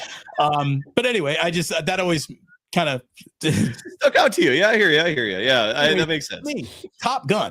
Top Gun is the least of it. And I did think of Iceman first, and by the way, people remember that quote wrong. And I even used it on Twitter last night. I said, you can always be my wingman. No, you can ride my tail. My tail. No, you could ride mine. I thought the funniest part of that was him ditching his romantic partner, and very next scene she's dressed like a dude. Her hair's all put up and she's wearing a hat. That was funny. Tarantino, bravo. That was funny. Good stuff. Anyways, Val Kilmer, really interesting documentary on Val Kilmer that he did is he lost his voice. He had some sort of tracheal problem. He couldn't. It was cancer. It was a cancer battle. Because in the second Top Gun, you heard it, right? He tried to talk and it was strained. And I think, and that's where I think I'm just spitballing, so forgive me, but that's why I think the pneumonia was maybe connected to something else, because it just sounds that you're right. That when you brought up Ricky Henderson also dying from pneumonia, it suddenly it made a little more sense. But I still have a hard time stomaching the fact that is what took him out. I think he was battling other shit too. He was an unhealthy person at the end. There's for sure. Yeah. So there it is. This was a good show today. Rest in peace, Val Kilmer. You were dotted through some of the more bigger movies of my life for sure.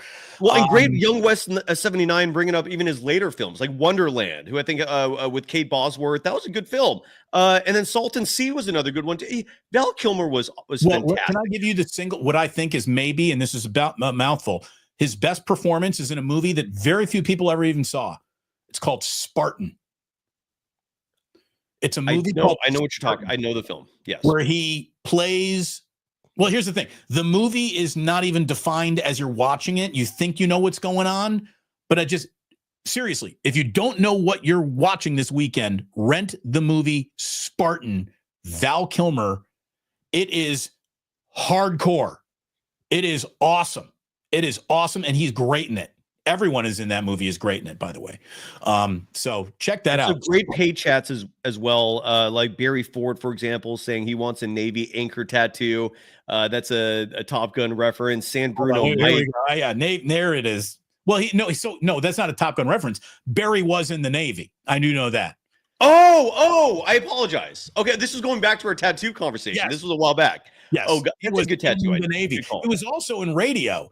And I asked him where he almost drowned more, and he said it was radio.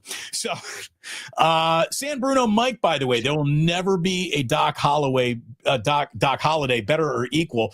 Fair. There is certainly no Doc Holiday that will ever have the panache of his. But let me just say, in the movie Wyatt Earp, where Wyatt Earp is played by Kevin Costner. Who? Kevin Costner plays Wyatt Earp. A few actors played him. Yeah, Kevin Costner. The Doc Holiday that is played by who plays Doc Holiday in that movie? I'm blanking. I don't know. I never saw that. That was one of Kevin Costner's like lesser films, right? It didn't get well received. Was it good to you? Oh yes, okay. It's a far superior movie than Tombstone. Tombstone is everybody can enjoy this type of Western. It's Hollywood. Yeah. Right. Where Wyatt Earp is definitely more of Doc Holiday in that movie is played by Dennis Quaid. And Dennis Quaid, Doc Holiday in that movie is there's no fun. There's no like you're Daisy if you do. There's no pop culture. He's just a sinister murdering fucking psycho. And it's that Dennis Quaid's Doc Holiday in Wyatt Earp is hardcore to the point where anyone brings up Val as he's the best Doc Holiday. I always ask, did you see Wyatt Earp with freaking Kevin Costner? Which is probably a more accurate representation of who Doc Holiday really was. Yeah. But the Val Kilmer role, it was fantastic. And he's all like pale and he's got the withdrawals and he's battling cirrhosis. And it's just, he's like, but he's still like Ringo is like the only person who faces Ringo in that movie was Doc Holiday. Great film, man. Tombstone. You're not a daisy. You're not a daisy at all. I'm your Huckleberry now. Barry Ford, again, was stationed in San Diego while Top Gun was filmed, was living at the YMCA downtown and bumped into Val Kilmer at a dive bar near one of the catering trucks in a dining shoot. Cool guy. Yeah, Val Kilmer seemed like a cool dude. I mean, he did. Well, I read this obituary last night or this morning from Reuters, one of the wire services, and the entire obituary was just blasting Val Kilmer as this guy that was difficult to work with, who didn't get along with his peers and directors, and it was like, Jesus, the guy's dead. Like, do you have to make it that harsh? It like ended on a negative note, like he stopped acting after he pissed off the last director. Period. Like it ended. The whole thing was just a joke. Come on, man. The guy's dead. Have some respect for him. In hindsight, I didn't know also that a huge reason we hadn't been seeing him in the last 10, 20 years, besides the health battles, was the fact that he was a difficult person apparently to work with on set, and he addressed it himself. I think Val Kilmer once said, "I'm not difficult. I'm challenging," but he embraced that. And look, I don't think there's anything wrong with that either. Like if you're making art and you're not challenging yourself, if you're not pushing the boundaries, that's on you. It ain't art at that point. You're playing it too safe. Now you're making the Hollywood version of Tombstone, and you're not making the real version. But find me the artists who aren't a little eccentric, please. Yeah, exactly. Exactly. It's part of the territory. Are you ready for a little today in history? I'm always We're gonna ready. wrap up real quick with today. I'm always ready. Oh yeah, we said an hour. You got to go, right? I'm sorry. We got to get going. But this was a great show. I'm glad we did it. I got no regrets. Happy birthday to 2 other actors that are out there right now who do great work that I like very, very much. Happy birthday. He's 50 years old. The first time I ever saw him was as Oberyn in Game of Thrones, but Pedro Pascal turns 50 today. Michael Fassbender 50. Wait. Pedro Pascal's 50 now? Today?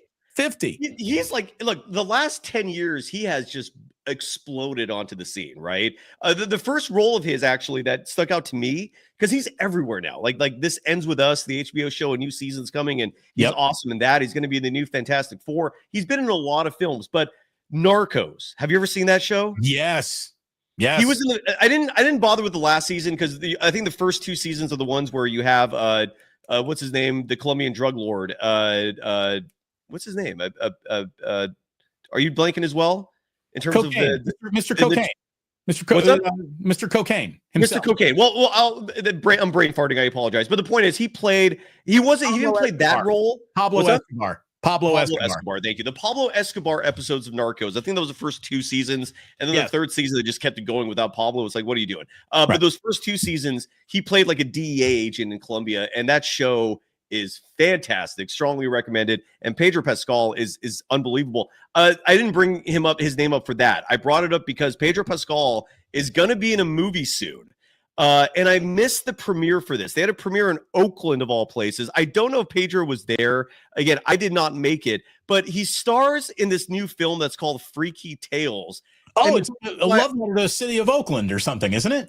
It's based in the city of Oakland, and the reason why it's pertinent for this show and this discussion is because the movie is based on Sleepy Floyd, Golden State Warriors guard. And side note, Floyd will be on Golden Days soon to promote that film, but the main actor, besides Pedro Pascal and a few other big names, is playing Sleepy Floyd, the Warriors legend. And the movie has some weird, like, I guess, science fiction spin to it and whatnot. But coming soon to a theater near you, and Pedro Pascal. Barry, thank you very much for the. Well, he likes White Lotus. Yeah, it's a different show. I'll give you that much. It's great White show. Lotus. My wife loves it. I like it. You don't? You don't love it? I like it. Do I love it? Nah, I don't know if I love it. It's okay. It's good. I'm hooked, man. It's to me a truly great show has you in your seat when a new episode comes out, right? Like you don't have the patience to binge it. That's one of them, man. I'm there every Sunday night. And you're saying Jillian is a huge fan? Loves it. Absolutely loves it. I mean, it's her favorite show on TV. I like the show. I always like a good Sunday night HBO show. And this is a good Sunday night HBO show. Walton Goggins is owning television right now between White Lotus and the Righteous Gemstones. To me, I prefer Righteous Gemstones to White Lotus. That's Uncle Baby Billy. Oh, baby! I don't know if you can get better than that, dude. We've seen his cock 2 episodes in a row now. I haven't seen any of the episodes this season. I mean, it's got to be a prosthetic. It's not really him, but it is. Dude, the Baby Billy. You haven't seen him buck naked water skiing. I saw some news clip. You gotta watch it. It's so funny. I will. It's a great show. I know this is the last season of it, but Walton Goggins, kudos to you. You're on top of the world right now. Bravo. Speaking of movies and things that we like, happy birthday to basically the movie theater. In 1902, something called an Electric Theater, which was the first full-time movie theater, opened in Los Angeles. So happy birthday, going to the movies. Today, what a crazy time in humanity that was, Damon. Like all of a sudden we're in the same way that I feel like we have been shaken these last 10, 20 years by the advent of social media, the digital revolution, the technological advancements that have shaken the media paradigm to the core. Everyone's on their phones now. That humanity goes through that, and it went through that in the early 1900s. I can't imagine what that was like to suddenly see movie pictures on a screen. You want to talk about the evolution of how we consume things? Well, today, Cyrus, it's like I gave you the list and you're just setting me up for the next thing. Oh, bro, good. Today, In 1956, Elvis Presley went on the Milton Berle show and sang Heartbreak Hotel, and an estimated 25% of the United States watched that. 1 in 4 American citizens was watching that TV show that night. That's because there were only, 2 networks at the time? If you had a TV, you had no options. You had Static or Milton Berle. And that is unbelievable, the way that we used to consume that media. Things would change greatly, obviously. We're going to fast forward all the way to 1973. And real quick, before we do that, just going back to Milton Berle real quick, is he the guy who is notorious for being well endowed? Only whipped out enough to win. Uncle Milton. True, and it's a legend in Hollywood, Milton Berle. That's dude. I mean, we talk about it all the time. And if a coach doesn't want to go too deep into his playbook, they only pulled out enough to win. It was the Milton Berle game. There you go. Today in 1973, the launch of LexisNexis happened, which was a legal research. You don't get the internet without LexisNexis. Yep. So happy birthday, internet, kinda today. Happy birthday to Velcro. Velcro was invented today. Jerry Seinfeld's dad did not like Velcro. No. Vel comes from the velvet, and the crow is from the French word, which is crochet, which means to hook. So that's how we got Velcro. That's how we got Greg Oden. Gary Oden. Gary Oden. Sorry. But you want to talk about evolution of what we watch, how we watch it, the entertainment that we consume. Today, in 1978, the TV show Dallas debuted as a 5-part miniseries, and it was such a hit, and it was such a national phenomenon. It went on to become one of the single biggest seminal television shows of all time. And I'm going to tell you right now, you can't explain to anybody who is new here how big Dallas was. Think Sopranos, think Breaking Bad, think Game of Thrones. Before any of that, there was Dallas. Yeah. Linda Evans and her big shoulder pads. The Who Shot JD, right? Isn't that one of the most biggest biggest cultural phenomenons of our country's big of a cliffhanger as television's ever had, without a doubt. It was the cover of Time magazine. Who Shot JR? Today in 1992. Real quick, before you say that, have you seen the show Landman? No, I haven't, but I hear it's great. Oh, and I thought of that because of the show Dallas, which is based on the oil industry in Texas, and Landman's a modern interpretation of that. Strongly recommend it. It's entertaining. It's fun. Well, and I like Billy Bob Thornton too, when he's in a "let me bitch you out" type of role, where he gets the big monologue to put everybody in their place. He gets a lot of those. Yeah. The guy whose monologue and was famous for putting everybody in their place, they finally got him. The Teflon Don went down today in 1992. Mafia boss John Gotti got on murder and racketeering and was sentenced to life in prison. Speaking of getting got, today in 1996, your suspected Unabomber, Theodore Kaczynski, Ted Kaczynski, was arrested in his Montana cabin. So we got the Unabomber, and we got John Gotti, and we got Elvis singing on Milton Berle, and we got Pedro Pascal's birthday, and we got the debut of Dallas, and we got Velcro. Whose birthday was it after Pedro Pascal? I interrupted you when you were reading that. I apologize. It was Pedro Pascal's birthday. There was someone else's birthday too. And Michael Fassbender, who's great in everything he's in. How old is he now? Do you know? Or did you say that? 48. 48. Okay. Yeah. He's great. He was in a show called The Agency recently. I don't know if you had a chance to watch that. No. With Richard Gere. It's a CIA show. Good stuff. For those of you who don't know who Michael Fassbender is, and you just can't pull up if you've ever seen the movie Inglourious Bastards, he is the British agent who pretends to be German and then gives everything away in that basement because he uses the English 3, not the German 3. That's crazy, by the way. And he's Magneto in a lot of the X-Men movies. Yes, he is. Yeah, he plays young Magneto in all of those prequel movies. So there you go. It is, I don't know how they come up with it's whatever day of the, cheeseburger day, pumpkin pie day. Today is Love Your Produce Manager Day. Okay. Who the hell rammed that through? Big Produce put that through? I guess April 2nd is a slow day, Damon. I guess so. It's also National Peanut Butter and Jelly Day. Now, either Big Peanut Butter or Big Jelly rammed that through, but the Produce Manager Day. So, you know what? Today at a Safeway, just run up to anybody like stocking apples and just give them the hug that Cyrus got up in Vancouver. Who cares what the gender is? Who cares how big the hug is? You just put your hands all over that person and don't tell them we sent you. And then reach around them and grab a banana and said, I was just coming through you to get that banana. Make it all creepy. Thank you very, very much for tuning in today. We could not do this without you. Like and subscribe over on Golden Days. Like and subscribe to Damon Bruce Plus. Thank you all so very, very much for watching. And please do remember that sports don't build character. They reveal it. And like that, they're gone.